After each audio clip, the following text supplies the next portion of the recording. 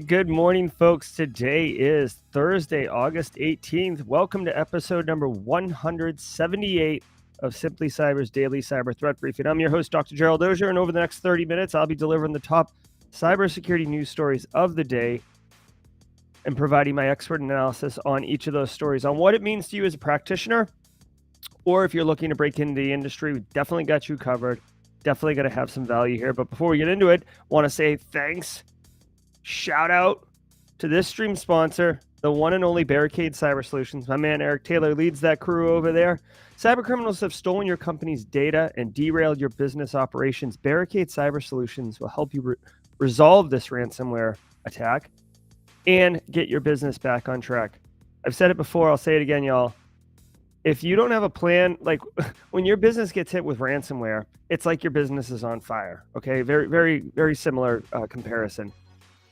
You call 911 if your house is on fire because there's one fire department. It's a community service. Well, businesses don't have community ransomware fire department services. You have to go get one yourself. And if your network is being depreciated, degraded, and then ultimately you're seeing ransomware notes popping up on Carl's endpoint, Kevin's endpoint, Sally's endpoint, that's not the time to be evaluating vendors, okay? You definitely want to have that kind of lined up in advance. BarricadeCyber.com. Definitely a good option to consider, okay? I want to remind you, if you hold professional certifications that require CPEs or CEUs, which I think is what my European friends call them, each episode, just like this one of the Daily Cyber Threat Briefing, is worth half a CPE because we go half an hour. We go a little bit longer than that, but no one's going to dispute that we go less than half an hour. So it stacks 2.5 CPEs a week, 10 a month, roughly. If we do, 20 episodes. So the key here is to document literally the easiest and I would argue the most enjoyable way to earn CPEs, simply by saying what's up in chat. Either say where you're coming from, like Michael Allen right there is coming from Birmingham, Alabama. Way to go, Michael. Good to see you. You could say hashtag team live, right? If you are watching on replay, definitely make sure that you put a comment in too. The goal here is that if you claim, let's say you claim 60 credits, right, for 6 months of Simply Cyber's Daily Cyber Threat Briefing, and an auditor is like, whoa, back it up, back the trolley up. What's all this about? You can be like, here it is, and BT dubs, when you go through Auditor and watch it, A, you'll learn something because the show is pretty awesome, and B, you'll see me say, what's up in chat, because I was there every episode that I said I was there. So I'll see you later. Thank you. All right. So either on replay or live, make sure you document it with something. Say what's up. Okay. If you are hashtag team replay, thanks for catching the stream. If you're hashtag team live, I see 60 of us here right now. Very, very cool. That's just in the Simply Cyber channel, bumping to 67 right now. We are pushing out to LinkedIn, Twitter, Twitch, Josh Mason's YouTube channel. LinkedIn did kneecap us a little bit where you can only push to one LinkedIn live channel now. I think that was kind of dumb, but whatever. If you're listening to this on replay or basically YouTube or your audio podcast app of choice, because spoiler, I do a terrible job of promoting this, but this is made available on audio podcasts. So Apple Podcasts, Spotify, Google Podcasts, all after the stream ends. So go check that out if you'd prefer to consume it in an audio format. Okay. But if you're on Team Replay, you're in the future, so you can scrub ahead, right? If you want to get right to the news, just jump ahead like 90 seconds, 120 seconds roughly. When this play card, if you're watching, changes, that means that we're off and running on the news. But as I like to do every morning, and chat doesn't seem to mind, because if they did mind, they would definitely let me know. I am going to spend the next minute or two sipping on this coffee and saying what's up to chat. Good morning, everybody. How are you, Marco? Michael Starnes, good to see you. Thank you for those kind words, Michael. Hey, Justin Loken, good to see you. Justin Gold, repping well, I guess what state are we, Justin? I don't know. I was going to say the Upstate Midlands PD Low Country, but I'm not sure what South Carolina is actually called. Should know that. Hey, Demon Shea Galloway, Ryan Spishak, Amanda Boo, Tony MBA, haven't seen you in a minute. It's good to see you. Internal Strainer coming in from the Low Country. I mean, the Low Country. Jeez, man. Coming in from the Gold Coast, maybe Brisbane. Oz, the land of Oz. I guess that's very, very coverage. Hey, Tom Bishop. Good to see you. Patrick Moss. Ms. Julian. It's been a minute since I seen you in the streams. Good to see you. Hey, China Peacock, thanks for catching the red versus blue match yesterday. Guys, I really enjoyed the Matt Lee versus Eric Taylor. I got the Shoutcast, which was a new for me. I enjoyed that. I hope you guys did too.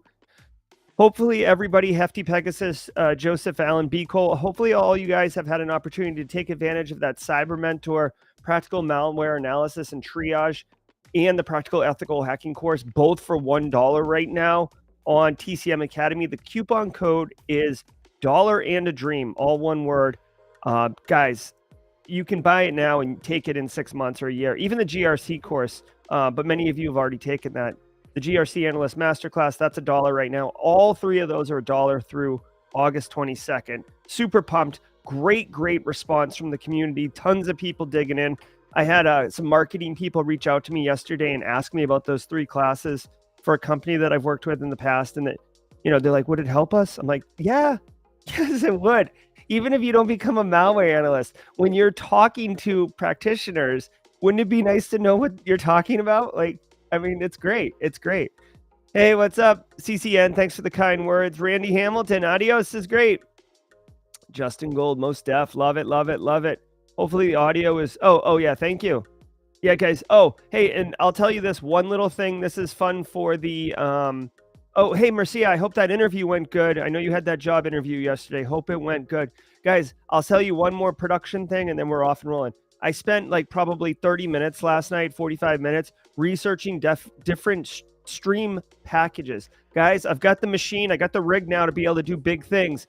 I'm going YOLO, and I'm gonna step out of Restream, and I'm gonna produce my own thing. So we're gonna have a lot more opportunities to do fun stuff. Like when someone joins the squad, I don't need to push a button or whatever. We can have animated stuff on the screen. We can have, whatever. We could have even me pop up and do one of the sound effects that Base Case has clipped over the previous months of me making manual sound effects. Whatever we want. It's our decision, but now we're not hindered by hardware capability.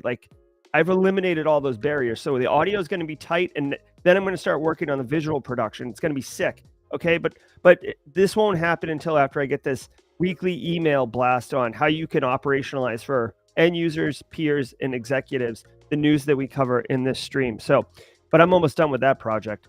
All right, guys, that's gonna do it for the intros. I can't wait, guys. Super pumped for today's stories.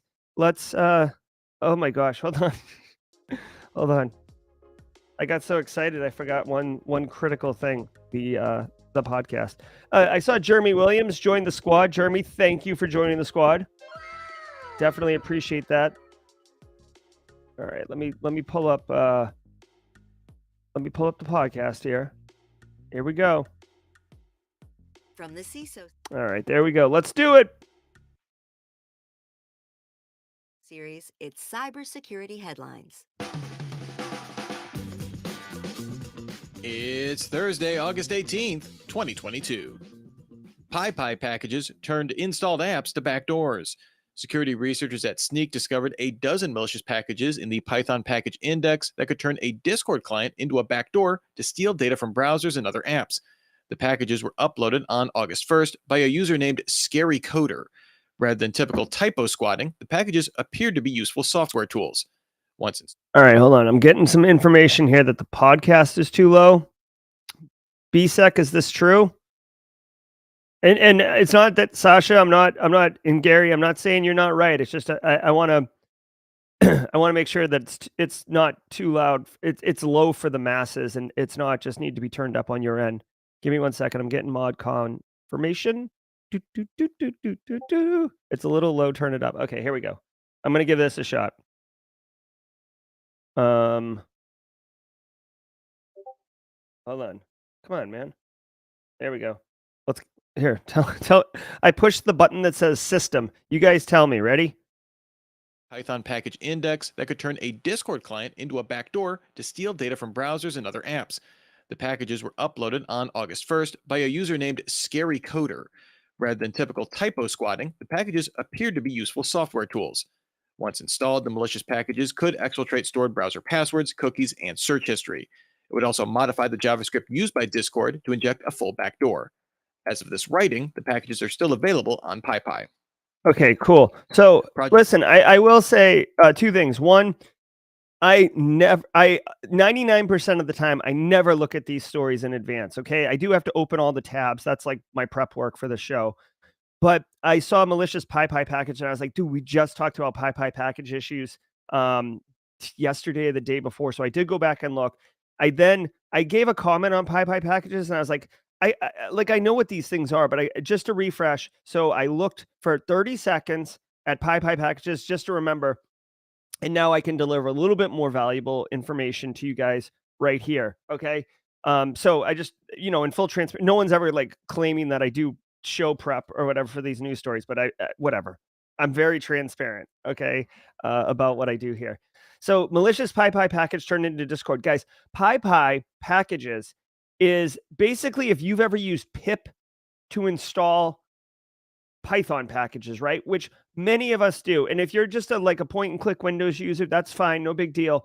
But if you're running Python, if you're a dev and you're running Python, which a lot of us do because Python's wicked agile and fast, and a lot of people write tools in Python, and you can cobble things together quickly in Python. A great language. If you are going to lean into learning a language for cybersecurity, I would argue Python's a great one. Obviously, PowerShell is a good one to know too, but that's not really a programming language. Okay, I digress. So if you're in basically no one's writing Python code from scratch, right? Most times you're pulling in modules that other people have developed in order to have rapid functionality to whatever you're trying to do. For example, when I wrote a Python program to download this show and then upload it to the podcast app of choice, I wasn't writing networking modules and stuff like that, or ripping MP3s from MP4 modules. Like I literally would look through PyPi, right, and try to find it. So here's the deal. PyPi, think of it as like a library, and you can go to the library and take books out and use the knowledge in them. You use pip to do that. So if you are using pip, which many of us may be, you must be careful because these malicious packages are there. If you use pip, it doesn't mean you're pulling these packages down. It just means that for every 50 books in the library, one of the books, when you open it up, is going to spring a viper at you and just bite you in the face and the neck and stuff like that. And you're just not going to want to get snake bit like that. Okay. So that's what's going on. It does suck, frankly, that you do not have the ability really to test whether or not a package you pull down from pip is malicious or not. No one's doing that level of effort. I will say that it's very common, at least in the way that I do it, and I think I'm pretty basic. It's pretty common to Google for some functionality. Here it is. Then you do pip install, and then whatever that Python library is, right? And if it works, it works, and if it doesn't, you just keep going on. No one's uninstalling pip libraries, right? So once this thing gets into your system, kind of sucks. I'm not surprised. The other one on Monday or Tuesday was a crypto miner. This one is basically an info stealer trying to steal content from Discord, and by the way, turn Discord into a backdoor client, which means people can jump into your box that you do not want up in your box. Okay, so I guess all I would say here is, personally, if you are using Python to dev and stuff like that, be mindful of these libraries. If you have R&D people, software engineers, whatever, it's kind of a niche set of end users, but you may want to make them mindful that there are malicious packages in pip or PyPi package.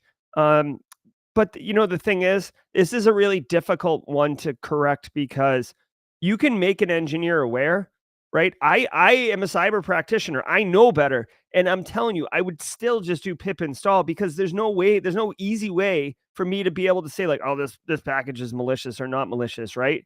So it does bear the question of what kind of responsibility does PyPi have to validate or check or walled garden the way Apple does the packages that are uploaded? Probably none, honestly, because it's not like they're for profit, right? You don't pay anything to use PyPi. So why would they invest in that? It is a righteous kind of mission to make sure that malicious packages aren't up in there. But it's one of the risks of open source, frankly, and having anybody be able to upload anything to the system.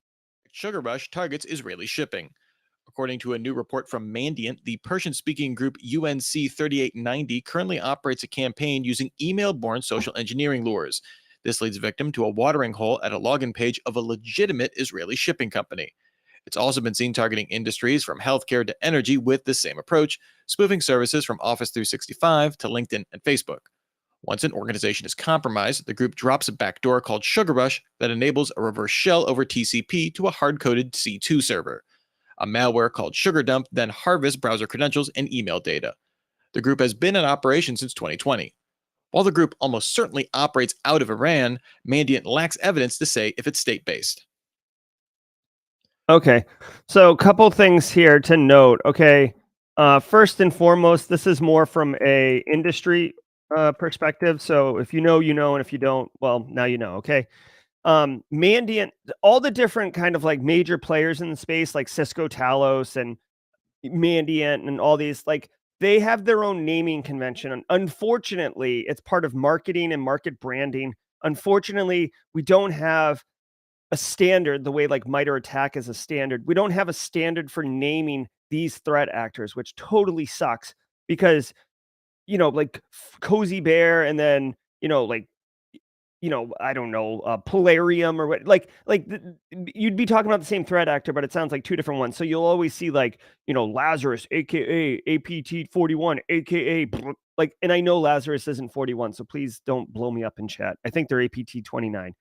What I wanted to tell you is one of the conventions that Mandiant uses is UNC, right? I don't know if you guys can see this, but we always say APT, right? But Mandiant is the one that does say APT. Mandiant owns FireEye, and FireEye does like, you know, Sleeping Viper and, you know, Cozy Panda and all this other stuff like that. But if they don't know, this is what I want you to take away. If you don't know, or they are unable to definitively say that it is, you know, Equation Group, or it's definitively not, or it definitively is APT 41, right? Like if they can't say that, but they have inklings of it, they will give it this designation UNC, and it's like unknown criminal or something like that, or unknown actor. I forget what it is, but think of it as like APT light. Like they've got enough intel to begin piecing together different operations to the same threat actor, but they're unable to tell if the threat actor is a well-defined APT, if it is state-sponsored, what it is. Okay, so think of it as like low confidence on who it is, but they have high confidence in all the operations that the UNC is doing. Okay, so I just want you to know, because I hate the naming convention that the security vendor industry uses for labeling these threat actors, because it's a hot mess on fire and it pisses me off. But it took me a while to figure out what this UNC thing was. I actually had to speak to someone at FireEye to get clarification on that. So just know that that's what that is. Okay. Now the next thing, this is basic. They said it's Persian born, so they believe it's Iranian in nature, which it probably is. Iran is a really good, you know, they have APT capabilities, right? Nothing too crazy here. It's a social engineering phishing lure, takes you to a web page that is a ripoff of an existing web page, probably like an Office 365 login page. It's wicked trivial, guys, to make a login page that's malicious look legit. Okay, like Dave Kennedy's social engineering toolkit can do it in like 15 seconds. All right. So if you have a Kali box, look at SET, SET, right? SET is the tool. I do a demo for my students all the time. Like next Thursday, it's like one of the first things I do is like, here's how you fish Facebook creds, like period, end of story. Any questions? All right. And then I drop a mic and tell them I'll see them on Tuesday. Okay. So, you know, the attack that this Iranian born group is doing isn't too crazy. It sounds like they are targeting, I think it said Israeli based things. So if you're in the United States, not too crazy, but they are targeting healthcare and energy and shipping. So if you're working in those industries, BSEC, for example, you may want to be mindful. The one thing I'll say about this before I go on, yes, it's an info stealer. Yes, it sucks, you know, to get infected by this, but they said it had a hard-coded C2 server that it goes to. Guys, hard-coded means wicked easy to put an ACL in place or a firewall rule or whatever and just block it. So whether it's hard-coded IP or hard-coded domain name, I don't care. it's wicked. Like hard coded is dumb. Like it's. I mean, it is what it is, but it's very it's very easy. It's the bottom of the Bianco's pyramid of pain. So yep. So just be mindful of that. If you're working in these industries, you may want to take a second and grab the IOCs or the indicators of compromise for this particular attack. Especially if you're in, Europe, basically, right? This doesn't seem to be, US focused or not, or Australia for my internal stranger friend. RedAlpha ramps up phishing efforts. According to a new report from Recorded Futures Inskit Group, the China-based APT RedAlpha specializes in mass credential harvesting through phishing emails pointing to fake login pages. Sound familiar? The group specializes in gathering intel of global humanitarian organizations like Amnesty International, the International Federation for Human Rights, and the American Institute in Taiwan. Operations for the group began as far back as 2015, but 2021 saw a big spike for the group, operating at least 350 domains. The researchers further saw these efforts as targeting ethnic and religious minorities in China. While it maintains a large operational infrastructure, security experts say it uses a fairly standard phishing playbook. Yeah. Okay, so two things really quickly. Okay. So first of all, just to echo what I just said about all these different stupid names. Look, RedAlpha, aka Deepcliff, aka Red Dev 3, right? That's one APT group, three names, right? And that's probably just three names, all by whoever this group is that's naming them. I think Recorded Future, maybe. So this is annoying. This could be like, you know, Firecracker Panda or whatever if it was Mandian talking about it. Again, it just pisses me off because like now when I'm talking to a peer or like I'm like, oh hey Eric Taylor, like do you think anything about this? And it's like we might not be talking about the same thing, or maybe we are talking about the same thing and we're sharing it as like two different APTs. It's freaking annoying. Can we please get a standard? Like I get the marketing team wants it, but can we? Here's my thing. Like, how about every company gets their own name, but then it says AKA and then like some MITRE ATT&CK defined APT designation. Like, can we do that? Like, whatever. Like yelling into the void here. Okay, so here's the thing that I also want to point out. Okay, this particular APT, if you think like I'll give credit where credit's due as far as like nation state organization. I love organization, guys. I don't know if you know this. I love structure. I love predictability. I love a good project plan and execution on that project plan. If you look at the way that the nation state threat actors operate, they typically compartmentalize their cyber capabilities. And frankly, I love it. I think it's brilliant. As disgusting as it is of what they're doing, I do love the compartmentalization of it. Like, hat tip to whoever's running the show. Okay. For example, North Korea, they are really good cyber capabilities, right? But they have one group that spies on citizens internally. So it's like their domestic spy force. They have one group that spies on their adversaries. Think of it as their, international spy force, right? So like same functionality, just two different targets. Then they have a third one, Lazarus Group, that's really good at stealing money. This is how they fund their regime. This is how they fund their country, right? They don't have major exports or imports. They're sanctioned by most countries. So how do they run their country? They steal money, okay? And lots of it too, like millions and millions and millions. Like they're really good at. They're really good at it, okay? But each one has their own thing.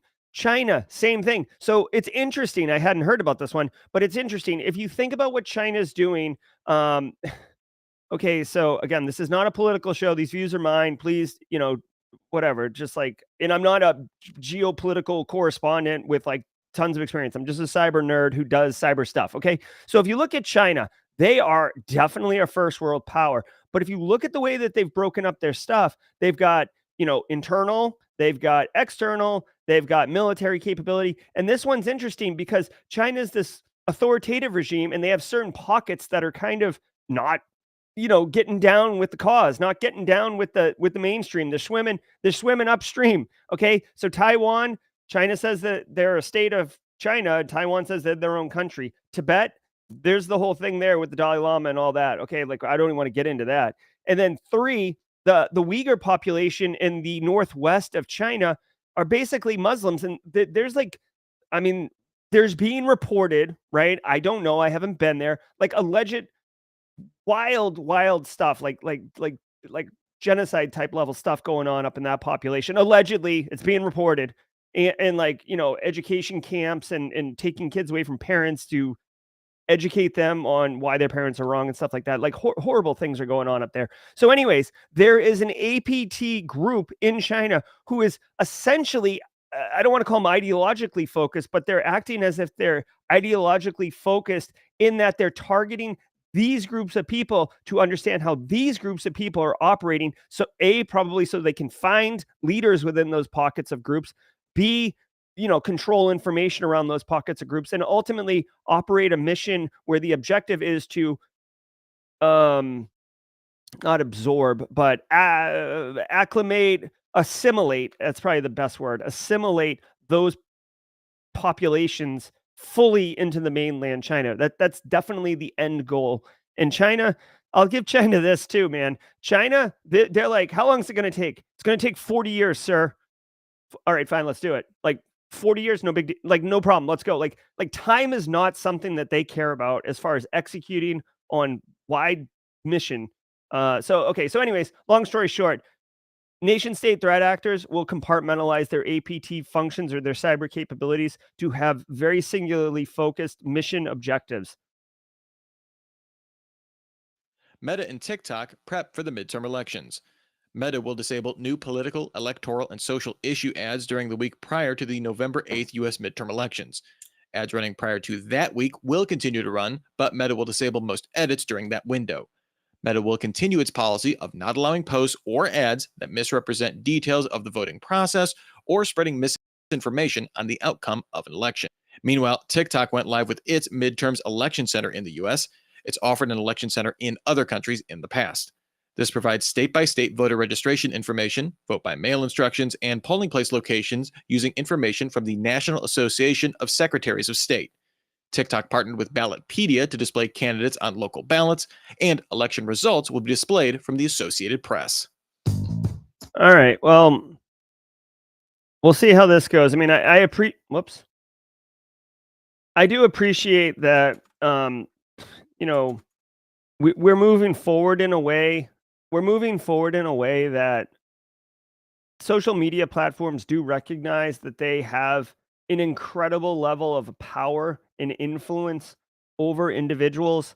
And, before you before you say something like, "Oh, like it can't affect me," like you got to remember, guys, it's like if you're really really strong Republican, you're probably going to vote Republican. If you're really strong liberal or Democrat, you're going to vote Democrat, right? But in the middle, there's this population of people that are actually, trying to understand, like they're not voting party lines, right? They're trying to understand the issues, the candidates, what's best for me, what's best for my family, all that, right? And that's the population that you can target for influence because they're trying to gather information to make an informed decision.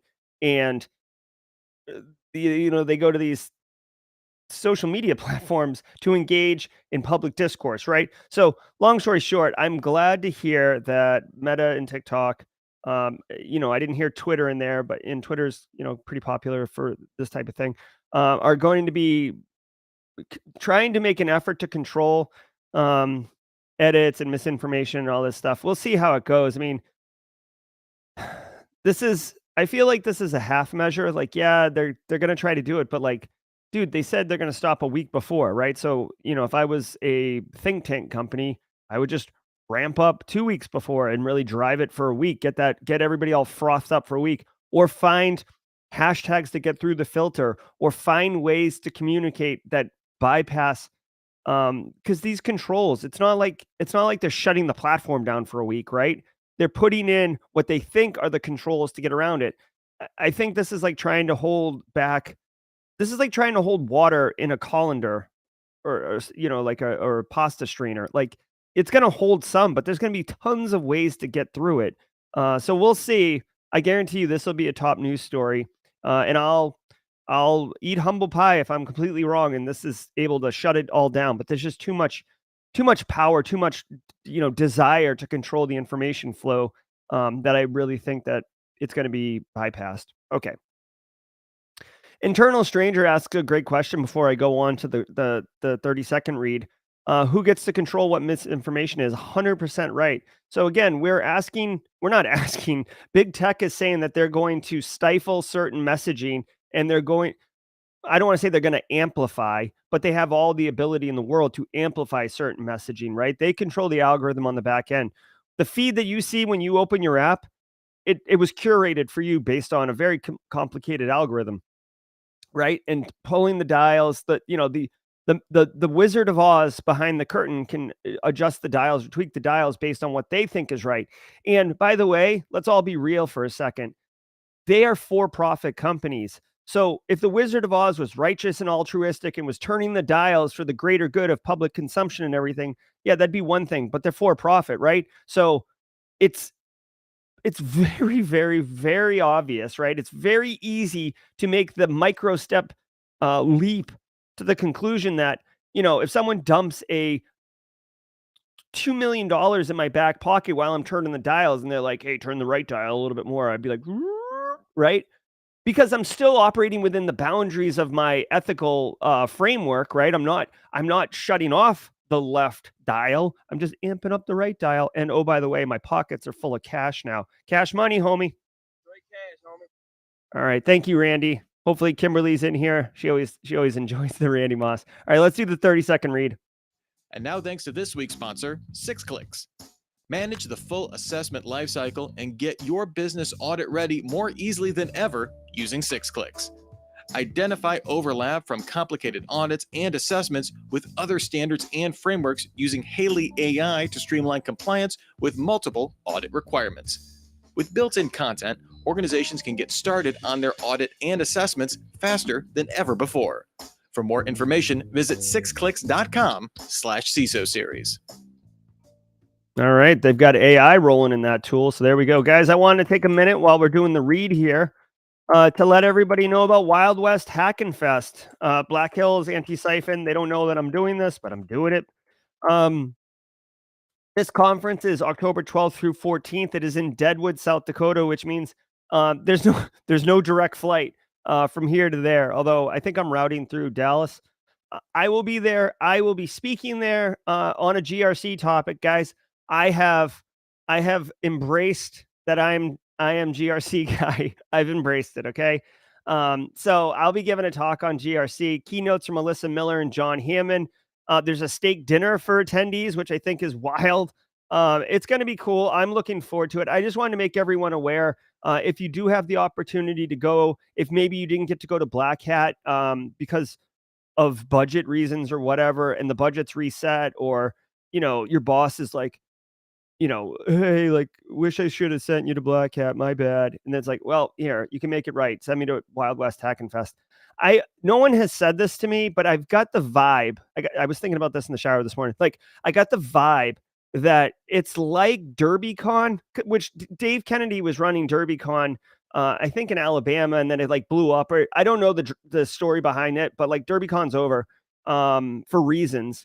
And Wild West Hackin' Fest popped up. John Strand is the cultural identity of Black Hills Information Security, and he's a really great guy, very much a community giver. That attitude permeates through the entire organization. This is their conference. It's been going on for a few years. I haven't attended it personally. Thank you. It was in Louisville. But I am excited about this. I just wanted to make you guys aware. I don't know what registration details are. I'll drop a link in chat right now to the event. But if you guys are looking for what I would consider a pretty cool conference and you want to attend, this is going to be a good one, mid-October. Plus, I'll be there so we can high five if you're into high fives. Okay, here we go. North Korean hackers lure job seekers. Security researchers at ESET report that the Lazarus Group used a signed malicious executable for macOS in an effort to impersonate Coinbase. The attackers send employees in financial services fake job offers with a malicious PDF of claimed job offer details attached. The PDF loads a DLL to let the threat actor send commands to the device. Apple signed the malware on July 21st and did not revoke the certificate as of August 12th. However, it appears the C2 malware went dark. Google to shut. Okay, so like I just said a minute ago, Lazarus Group is North Korea's cash money, homie. Lazarus Group is very, very good at stealing money for North Korea. Bangladeshi bank heist. They tried to steal $1 billion. They just recently successfully stole $600 million from Axie Infinity, the Ronin Bridge, which, by the way, doing my metaverse research, they're like one of the biggest metaverse platforms, to the point where they took a $600 million bath and they just kept on marching. No big deal. Looks like this sucks, man. If you're looking for a job and Lazarus Group sends you a fake job offer, the thing is, not job offer, but like, job opportunity. This is different from their playbook. Okay. Typically, I'm going to make an educated guess on this. All right. Because this is definitely different than Lazarus Group's typical MO. And I have a speculation on why. Okay. So they're sending the offer to people who want to work in crypto. If I had to guess, it would be because they're thinking that those individuals have access to cryptocurrency and that they can ultimately steal. Lazarus Group isn't trying to like fish creds of individuals because they want to like check out their D pics in their phone, right? Like that's not Lazarus Group's MO. The only thing I can think of is that Lazarus Group is targeting people who are actively working in fintech, and saying, hey, like you work at Binance, hey, you work at Robinhood, why don't you come to Coinbase? It would seem logical, because the candidate would already be working in that space, for them to consider a job opportunity, right? Like you're there, it's a good fit, etc.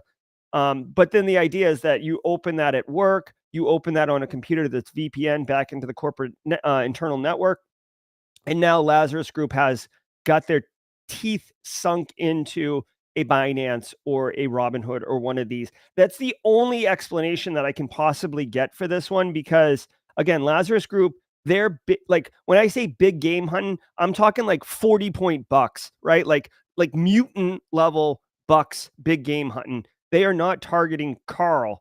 They're not like like Carl is not Lazarus Group's target, right? So this is what I think is happening here.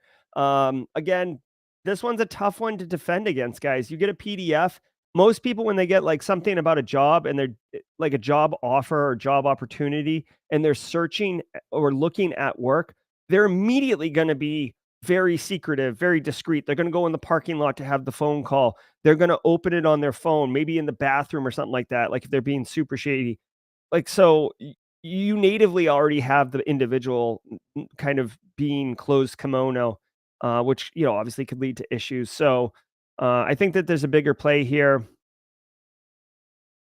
You know, I don't know. Without having to look into this one, I don't know if opening the PDF gives you some type of like, hey, you're about to run code type command or warning or something like that. But again, guys, I know it's boring, but the boring stuff is what works, right? So EDR, um, keep your apps up to date.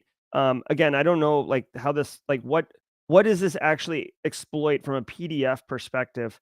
That's kind of the confusing thing to me. Um, Displays a decoy PDF and loads a malicious DLL. Yeah. So the fact that it loads a malicious DLL, like I don't understand. Like, is Adobe Reader just install? I feel like it, like whatever the application is, it doesn't say it in the story, but like whatever the application is, that's what needs to have access to load a DLL. So we'll see. Again, this is a tough one to defend, which is no surprise, right? Lazarus Group is Lazarus Group is like the A team. Like they're the platinum package. They're the high roller dogs, right? They're very, very good. Or IoT Core service. Google abruptly shutting down consumer-focused services is nothing new. In fact, it's something of an internet meme unto itself. Just go to killedbygoogle.com. But shutting down enterprise-focused services is still relatively novel for the company. This week, Google Cloud informed customers it will shut down its IoT Core service in August 2023. Customers have a year to transition, with Google saying it worked extensively to provide customers with migration options. Azure and AWS both maintain similar cloud services for managing and inspecting IoT device data. All right. Well, you know what? When you're $100 billion company or whatever Google is, they can afford to take a couple swings and misses. Um, IoT is a bit of a problem. Um, you know, there isn't much of a story here, right? Google IoT, right? So if you're using it, you've got 12 months to migrate off, which basically means you'll, with all due respect, which basically means you'll wait 11 months and then freak out and then rush for 2 weeks and then see then try to continue to operate in a debilitated capacity after they shut it down. And then ultimately you'll be forced to migrate off because it'll no longer be there. That's not a judgment on anyone who's in this call right now. It's just a reality. People, you know, I've seen so many systems persist long after they were decommissioned because of reasons, right? Oh, we need to keep it so we can access it just in case. Oh, there's a couple like scripts that interface with it that we don't know how to like turn off or like I've literally seen one where, and this is, morbid, but it's true. Um, a guy died basically, but he was logged in and he had the script running and no one knew like what would happen if they shut it down. So they couldn't. It had to do with the financial back end of the company I was at, which I've worked at many companies, so I'm not naming names, but they literally didn't know what would happen. So they just let it continue to run. And like basically you weren't allowed to touch that, which by the way, huge red flag, huge cyber risk. Um, I'm glad I didn't. I don't deal with that. But anyways, these things happen. So Google IoT. They did say killed by google.com, which I think is kind of fun. I didn't know about this. I might have to follow Killed by Google on Twitter. It's a trip down memory lane, right? Google Hangouts, Google Chrome apps, Google chat-based Fitbit coach. There's things in here I never even knew about. The only one I remember is, I guess, Google Plus. Is Google Plus like that half-hearted attempt they made at like a social media platform?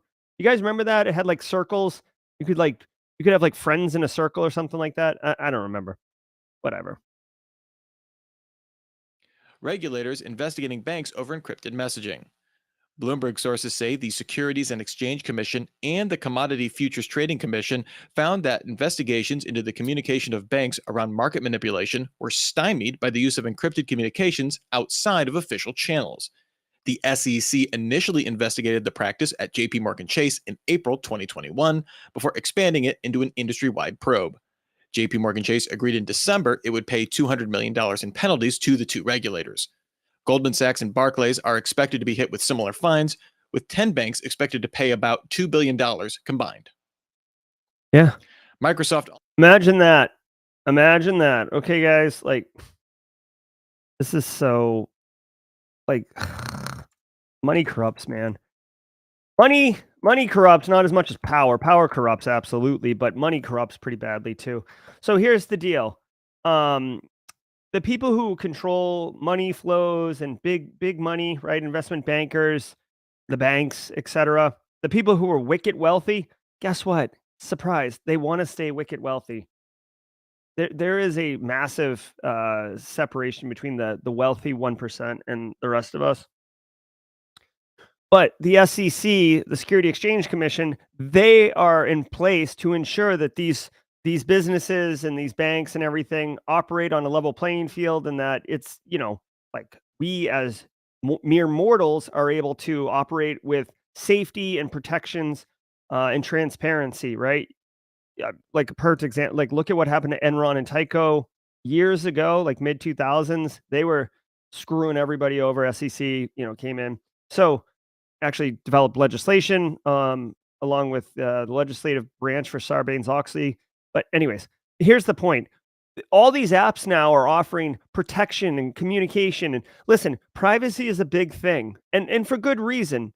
But the government does need oversight on how these things are operating. And these individuals were using apps like WhatsApp that ensured encrypted communication. So now you're operating knowingly in engaging in nefarious business practices in order to exchange, ideas, actions, communications on upcoming developments like, oh, this product's going to IPO, or hey, the what is it? The movie Trading Places, great classic click. Eddie Murphy, Dan Aykroyd. Check it out. It's funny.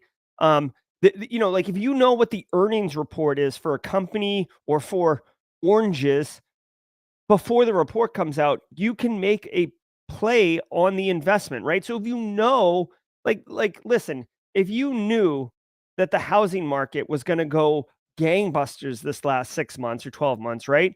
Maybe you would have invested heavily into, real estate or whatever, right? Like you have advanced knowledge, so you're able to manipulate the market, which is not fair because the market is supposed to be even. So everybody has the same advantages, right? So that's what the problem is.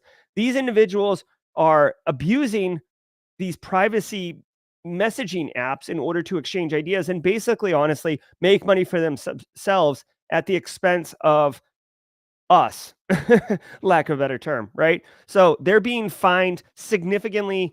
I don't know if they're going to get fired from their jobs. Probably not, honestly, unless the SEC says that you cannot work here anymore, you cannot employ this person anymore. Because realistically, this nefarious business was probably resulting in really great metrics for those individuals and the businesses they represent. So, long story short, guys, privacy mechanisms, they can be abused for nefarious purposes, no big deal, which, by the way, is typically the argument made by law enforcement on why surveillance state is a good idea, right? Um, fully private, all the way to the right on privacy means that there's no government oversight, there's no transparency, there's nothing. You can operate wicked illegally all the time. The other end of the spectrum is surveillance state. The government sees everything all the time. And you know what? There's no crime in this one because they see everything. But at the same time, no one wants to live in 100% surveillance state, aka 1984, right? Orwellian. So there's a balance in between in the middle, but things like this, unfortunately, aren't good for making an argument for privacy. Office mail scam. Cybersecurity consultant Martin Pittman received a call from his mother, letting him know that a neighbor had received what appeared to be an Office 365 product in the mail with a USB stick to install the productivity suite. The retired man didn't seem to be a high-value target. The stick included fairly high-quality packaging. You'll never guess, but plugging in the stick immediately showed a message that the computer had a virus, providing a toll-free number to call for supposed technical help. Once on the phone, the phony support person directed the victim to install TeamViewer. Microsoft told Sky News it launched an investigation into the package. While these types of support schemes are extremely common, it's more than a little unusual for an attacker to go to the expense of mailing out USB sticks. Yeah, you know what though? Okay, so a couple things. One, this one, I'll tell you right now, for my weekly blast that I'm talking about, this is the story for the end user, okay? This is because this is very, very easy for them to digest, and it indicates a pivot in the attack vector of threat actors. Now, listen, I consider this like the lowest tier of cyber threat actor. Basically, the pop-up scam where they trick you into calling a call center, and then they get you to install TeamViewer. There's no malware really here. The pop-up is malicious as it gets because TeamViewer, this remote access application that they use, is used by everybody, and it's not a big deal.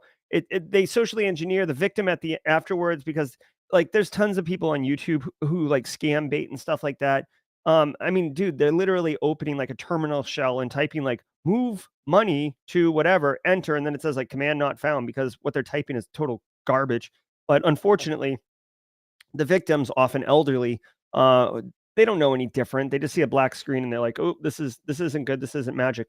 Now, the interesting pivot is typically it's just a pop-up, but as people have gotten more savvy, more educated, this type of scam has been shared, made aware, knowledge shared, right? I've been telling my end users for probably a year and a half, 2 years about this pop-up kind of. Unfortunately, it's typically India call centers, right? So they're starting to get the branding, but it doesn't have to be India, right? Like we've seen threat actors in Africa also operate these kind of scams.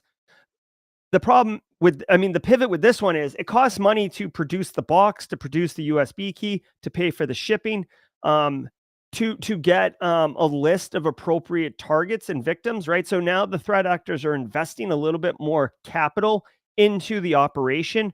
But you know what? If you get a thing in the mail and you don't know about not plugging USB devices in, um, why wouldn't you? Now, it is a little alarming that the second you plug it in, it's like virus. Like, wouldn't you make the connection that, like, I put this thing in and now I have a problem? Like, this thing must be the problem. Okay. Again, there's different levels of education, different levels of awareness. And, it can be scary if you're not familiar with all these things and fall victim. So definitely share this with your loved ones and with your end users as far as this attack vector. Get the word out. It sickens me. I get a call like probably once a month from somebody who is asking for assistance, either like, like directly themselves because they've got the pop up in the call center thing, or someone has contacted me on behalf of someone and said, "Hey, this victim has got victimized. Like, what can we do?" And then you have to walk through it. Like, how far along are they? Have they bought the gift cards? Like, all these things. It totally sucks. But long story short, threat actors are pivoting a little bit and investing in their trade craft.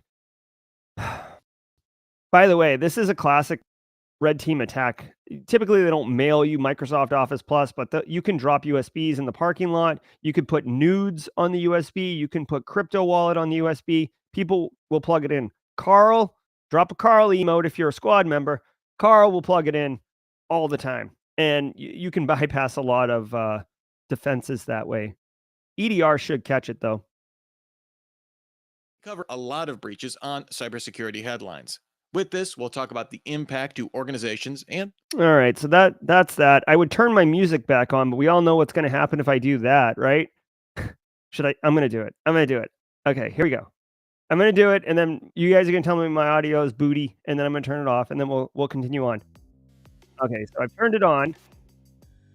There we go, guys. Hopefully my audio is good.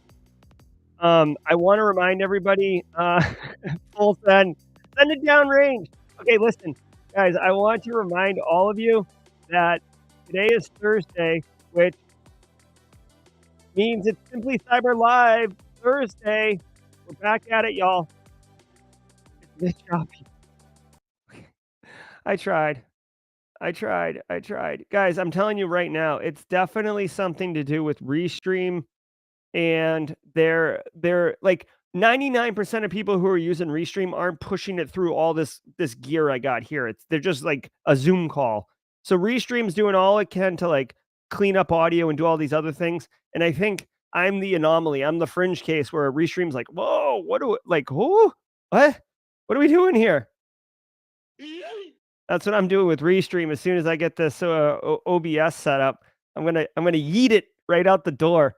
You feel me? Pamela knows what I'm talking about. Okay, guys, so it's Thursday. It's Simply Cyber Live. I got a banger today. Hey, Marco with the squad support. Thank you, Marco. Thank you, Jeremy. Love it. Okay, guys, later today, we're doing something a little different on the show today. We are Base wants to yeet Restream. He's told me in person himself, you need to get rid of Restream, my friend. Okay, so check it out. We're doing something a little different today on the channel. I'm super excited. This is Virginia Case. I'd like to introduce you to her.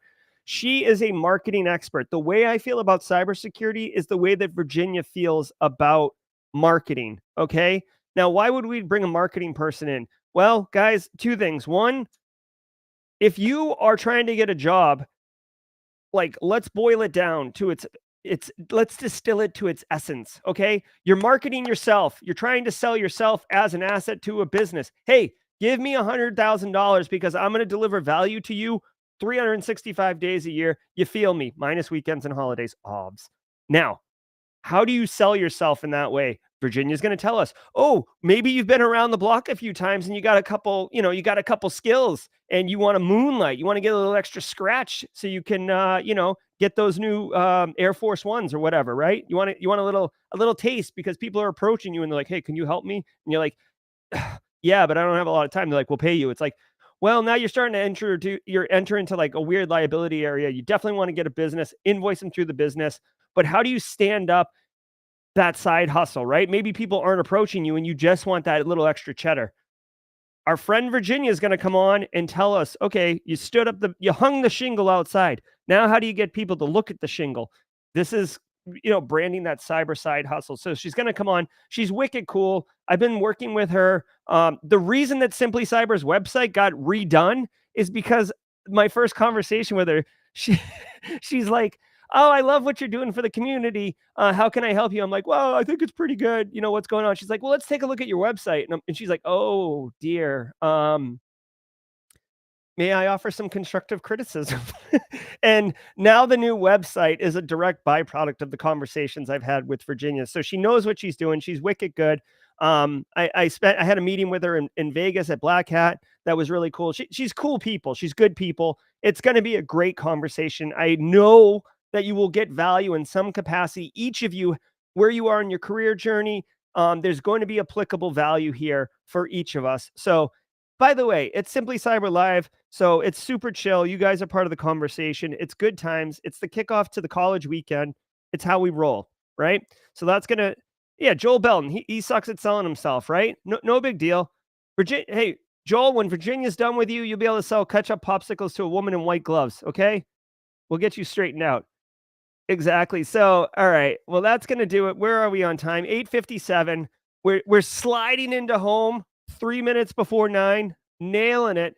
Guys, I'm going to get this email put together. I definitely request or ask or beg of you, implore you, when I send out this initial blast that you will receive on Monday morning, any, constructive feedback that is useful, how it's shaped, how it's worded, too long, too short, wish I had called out something else. Let me know, okay? And I've already gotten some great feedback from some people who were part of the beta group. I genuinely appreciate that. I'm thinking this will add value. And again, once I get this email up and running, this weekly newsletter that's basically going to give you three pieces of actionable intel. One's designed for end users, which is the story with the USB thing I just told you about.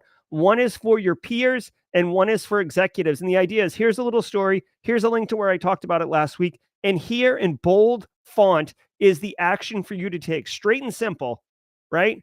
Tell your executives about this, or you can use this to get budget from your executives, or make end users aware of this. Tell them friends and family and loved ones, etc. Okay, guys? I think it's going to be a banger. Okay. Do we have any, there we go. Get some coins in there. All right, guys, that's going to do it for today's episode. If you got value, obviously likes are always appreciated, but more importantly, share this with someone in your community that would get value from a daily cyber threat briefing. It's all about good times in here. The code for the TCM course is $and a dream. I'm going to put it in chat right now so you guys can see it on stream. $and a dream. There it is. You see where it says host? That's where that is. I'll just, here, really quickly. TCM Academy. Right here. Practical Ethical Hacking. The Anubis looking one. $30. $and a dream. $1. Practical Malware and Analysis. It's kind of like a Planet of the Apes looking head. $29.99. $and a dream. $1. Matt Keeley. You can buy it now and take it next year. You can buy it now and take it in 2 years. Okay.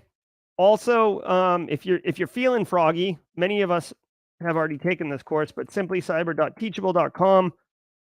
You can take my GRC course for $1.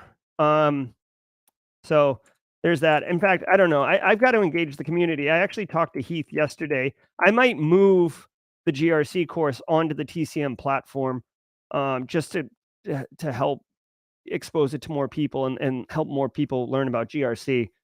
Everybody who's bought it your student membership would transfer over there. You wouldn't lose anything. Your certificate would still be valid. Everything about it would impact everybody 0%, except it would be on the new platform. Something I'm thinking of. Straight cash, homie. That's right, Kimberly. Straight cash, $1. That's good through August 22nd, by the way. So don't sleep on this. It's $1. Like, with all due respect, it's $1. Don't do a cost benefit analysis. All right. If you're going to get it. And if not, that's okay. No worries. But it's nice to have in the stable, if you will. Okay. Thanks, Alicia, for the kind words. What cool well, Dan Reardon, I'll tell you what, that's half the reason I wanted to do it. I actually talked to Keith like 6 months ago about doing a practical enterprise risk assessment course for his channel or for his platform, and I was excited about the logo. I ended up doing the practical GRC analyst one instead, or I called it GRC Analyst Master Class. But anyways, yeah, cool logo would be cool. You can bet your bottom dollar I'd get a shirt with that logo on it and represent. So we'll see. We'll see how it goes. If it's GRC, it'll if it's GRC, it might be a clipboard with all this fancy coloring, but you know, it is what it is. All right, guys, it's 9:01. Thank you very much. I hope you guys all have a wonderful day. It is Thursday. One more day till we get to the weekend. I hope to see all of you at 4:30 p.m. Eastern Standard Time on the Simply Cyber channel. But if not, I'll catch you tomorrow at 8 a.m. Be good, everybody. Thank you.